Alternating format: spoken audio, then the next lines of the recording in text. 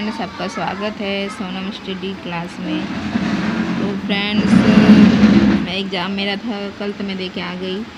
और देखिए मेरा ये सब, मैं देखिए मेरे को बताई थी, ये सब याद की थी, तो ये सब नहीं आया फ्रेंड्स। देखिए आपको क्वेश्चन दिखाती है, क्वेश्चन पेपर देखिए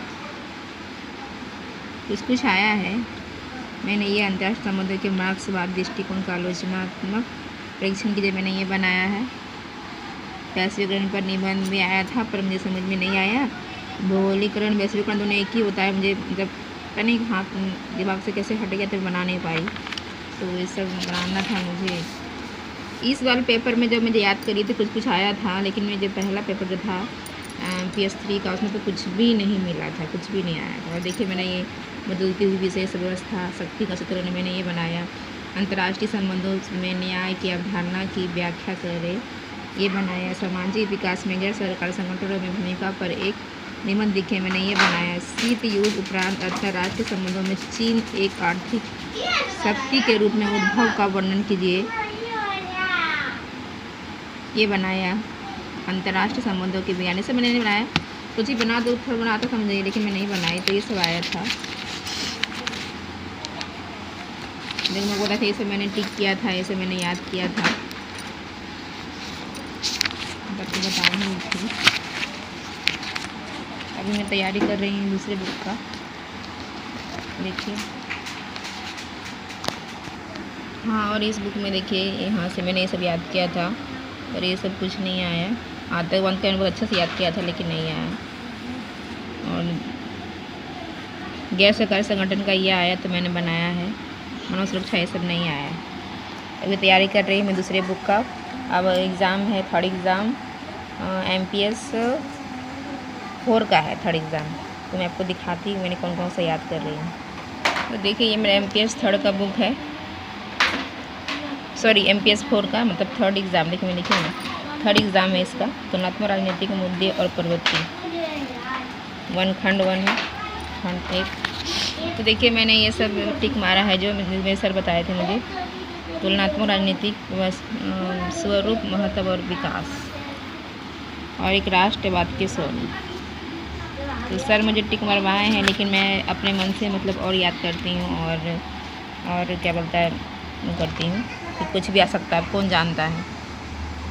और दूसरे में मैंने खंड 2, इसमें संजातीय राजनीति तथा राज्य संजातीय आंदोलन, नौकरशाही, निर्धनता तथा मानव विकास, मानवाधिकार। तो ये सब मैं याद कर रही हूँ। ये सब में देखते हैं कौन आता है, तो आपको बताऊंगी कौन आया है कौन नहीं आया है।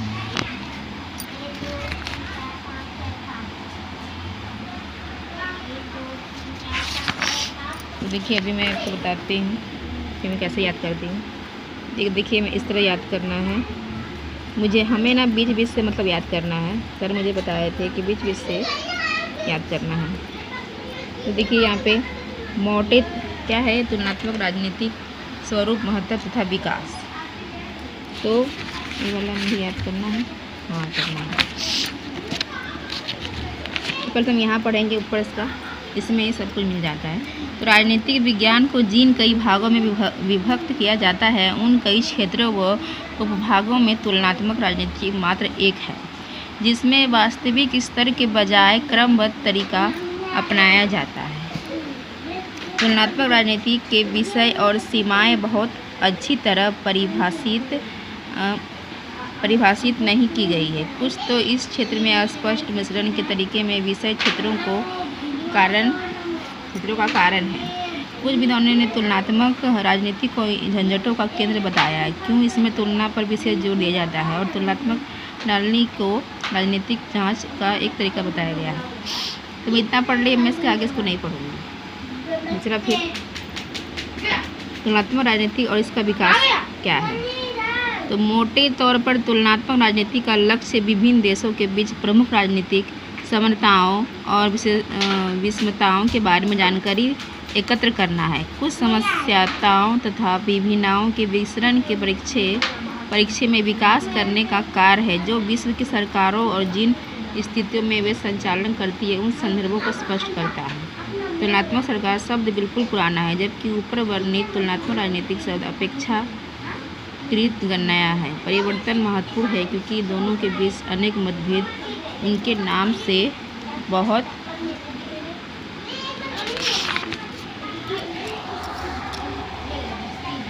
आगे तक जाते हैं। पहले का उल्लेख परंपरागत दृष्टिकोण के रूप में किया जा सकता है, तो दूसरे के आधुनिक दृष्टिकोण के रूप में देखा जाता है। तो मैंने इतना पढ़ा इसे।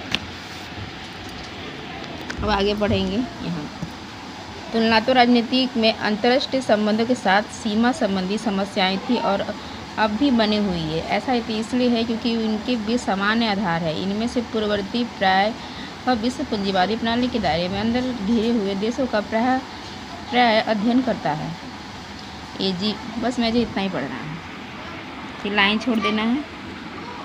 देखिए, इस प्रकार तुलनात्मक प्रकार से राजनीति की ओर जो अंतरण होता है उस संबंध में युद्ध के पश्चात की तत्कालीन अवधि में दो परिवर्तनों का संकेत मिल सकता है। तो मैंने इतना पढ़ लिया। मैं पूरा नहीं पढ़ती, थोड़ा पढ़ती हूँ, बीच बीच का जो है वही पढ़ती हूँ। इससे तुलनात्मक राजनीति में दो ढांचों के इस्तेमाल की प्रक्रिया सम्मिलित हुई: प्रणालियों का दृष्टिकोण तथा संरचनात्मक कार्य विश्लेषण। प्रणाली की धारणा जीव विज्ञान तथा भौतिक विज्ञान के लिए गई, जहां मानव शरीर या कोई मशीन एक प्रणाली के रूप में अभिव्यक्ति होती है। इसके साथ साथ विभिन्न प्रणालियों अंगों का हिस्सों की अभिकल्पना की जाती है, जिनकी सीमाएं होती है परंतु वो अत्यंत निकटता और अत्यंत संबद्ध की जाती है।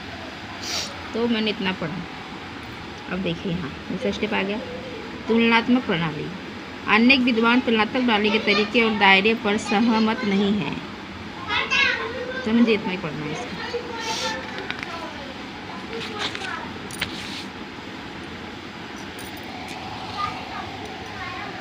ये भी नहीं पढ़ना है, हाँ यहाँ पढ़ना है।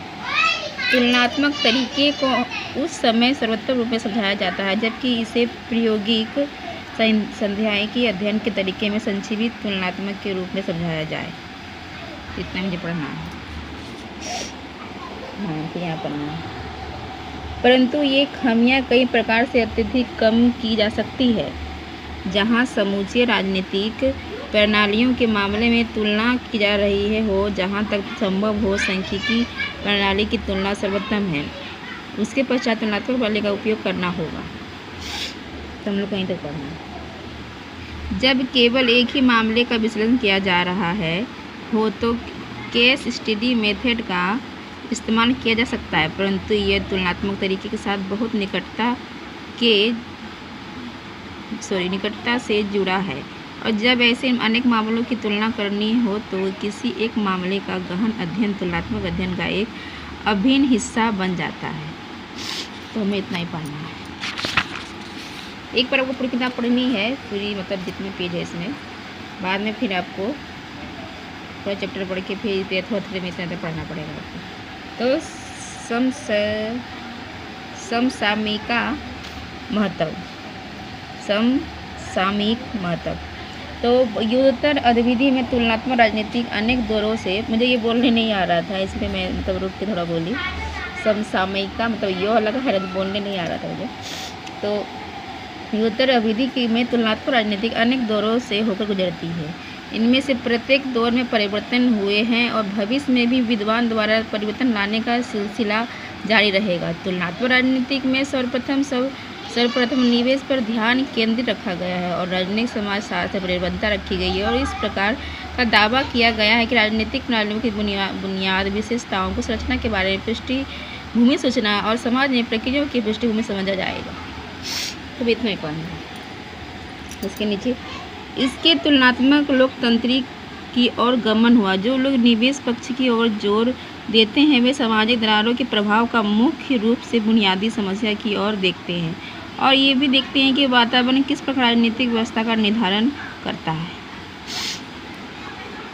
फिर यहाँ सामायिक महत्व का एक प्रमुख विकास है सार्वजनिक नीति के तुलनात्मक विश्लेषण का भी आविर्भाव या राजनीतिक अर्थव्यवस्था, जिसने 1970 के दशक के मध्य से तुलनात्मक राजनीतिक में एक नया आयाम जोड़ दिया। यहाँ तक। समाज संस्थाओं की बाध्यता, समाज संसाधनों की बाध्यता के बावजूद सार्वजनिक नीति के माध्यम से माल के उत्पादन और सीमाओं के बीच जितना संभव है संभव को परिभाषित करने में सक्षम है।